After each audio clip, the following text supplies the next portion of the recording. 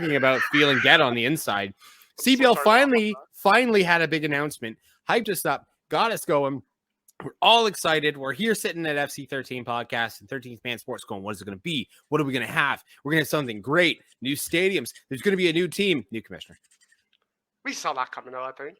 Oh, we called it, but we also called it as a joke. And that's the hurtful thing. It was like, hey guys, I got you a present. You want to know what it is? You've wanted it for a really long time. I've heard you talking about it. So I got it for you. I went out, found it. It wasn't that, but I mean, I got you this as a backup because it wasn't available. So here's your commissioner. Yeah, I feel like it's Christmas Day. You know, you get all excited. You go downstairs, you got a present, and it's just, I don't know. It's directed to you, but it's a suit for your dad. Like, I find it difficult to get excited, to be honest, about just a guy in a suit getting a job. Like, I'm excited about the news that will come afterwards will be exciting, but like at this point, yeah, I can see why it's big, but like it's the news after or what comes after this I'll get excited about. This is just, okay, cool, now do something. See, with me, I'm excited for it. And my biggest problem was anything he pretty much was asked was, oh, I have to wait and see, or I have to do my research. I'm like, what have you been doing before they gave you the job? Were you not looking into this stuff already? Did you not have a business plan to go forward with that for some reason maybe you did but not share with any of us? I thought it was, I mean, there was a Q&A later on, but again, like a lot of these answers were like, oh, is Edmonton something you want to save and work on and own? It's like, I have to go down there, but I believe it's a good market. How about Quebec? You know, I have to do my research, but that's definitely something we want to do. It's like, well, yeah, we all knew that. Like, I don't know. I'm not trying to bash on the guy because I'm excited to see what he can bring to the league, and I do have high hopes for him. My personal thing with him, with him having MLS experience, I feel like that means we come further away from promotion relegation. I know that's not necessarily the case, but that's how I do feel. But, I mean, we'll see. I mean, he just got the job, and he has a lot of research and learning to do, apparently. He's got the metrics, so he's already agreed that he likes it more, which is fine. Like, that's what we want. We wanted someone who's got that in mind. But it's a scenario where I feel like he was picked, and then, you know, a week later, they were going to make the announcement. So there wasn't enough time to really get settled in, get to know everybody, get to know the players. It wasn't an internal hire. So that's another thing. I know that's probably going to help them because it's coming from a league where you're going to have bringing that outside experience and money and all that's producing. My concern is that, you know, he didn't have the answers. He didn't know what's going on.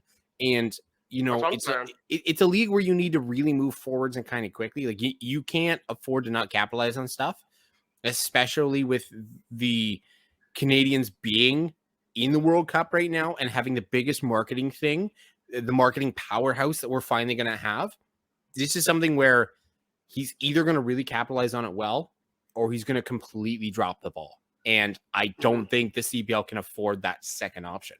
Oh, they can't, for sure. I'm curious about what happens with Edmonton, because like you said, he did say that he doesn't want to give up on Edmonton as a market. That's not the same as I'm not giving up on FC Edmonton.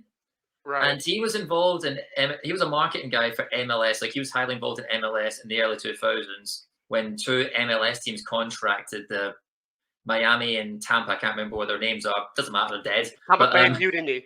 Yeah, that one. But like he's been there before, and he's like been part of making those tough decisions of like contracting and folding teams. And so I don't think it'd be something he'd be scared to do if it's for the greater good. But like I also don't think it'd be a decision taken lightly. Well, it's going to come down to potential owners. I think that's what it really does come down to, right? I don't think he's going to. If there's an owner saying no, I want to invest in Edmonton, I don't think he's going to be saying no, fuck off, it's gone. Like I don't think he wants to do that because I think 90% of people would agree there is a market in Edmonton right now. It's just not being worked. We've seen it in Canada, like national games there. That's my biggest point. Like they sell out. The audience is there, but getting their asses into the seats, that's a problem. And when you have a team right now with no real future, all the players are on loan, how do you bring in fans? You need to fix something, and it starts with the owner. So I think his number one mission right now is to find an owner for Edmonton and then look at branching somewhere else. It's a scenario where he's got to find the ownership for sure, but either that or make the executive decision to be like, hey, City of Edmonton, do you want to own this? and will kind of help offset the cost of tickets or whatever. Something to keep people in the stands, which keeps it creative. Because once people get hooked, then you're good. That's all you need them to do is get hooked, get the support there. They'll stick around. But without that, without having that support, you are in a mountain of trouble. And it can be hard. It can be a catch-22. You're not successful because you don't have an owner, but you're not going to get an owner because you're not successful or you're not revenue generating in that sense. So that's where I think a problem could be. And taking it on themselves, making an ownership group where that they temporarily become the owners and then sell it off to someone else. Well, look at you, Alfonso Davies. Save us. Yeah.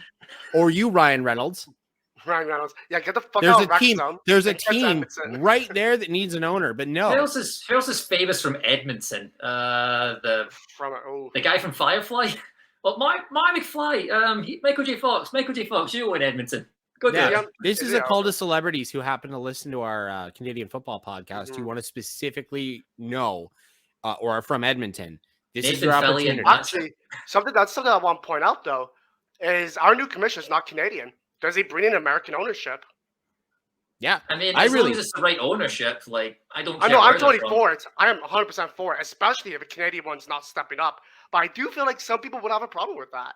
Well, you can't. If you want to actually be a successful league and you want to have all home ownership, you're going to run into corruption or controversy problems or this, that, or another.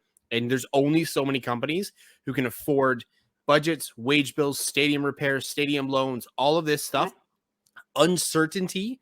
I mean, you know what? If the CPL started up 3 years earlier, I bet you any money there'd be no problem with Edmonton. Because there was a pandemic that completely shut down their only source of making money. That scares everyone away. You have to remember, Edmonton's like almost 10 years old. Like, this team's been around. They were in the NASL. They were did they do USL? They may have done one season there. Maybe. But either way, they've been around. They've been around for almost 10 years. Yeah. Like, but this club has been survived for a reason. Yeah, and that should be enough to get people in. But football, it's a scary investment for some people because it's a lot of money. It's not like opening up a Tim Hortons franchise where you're guaranteed. Exactly. 99% of owners don't bring in money. Yeah. Realistically, you know, if my teams could start bringing in that money, that'd be fantastic.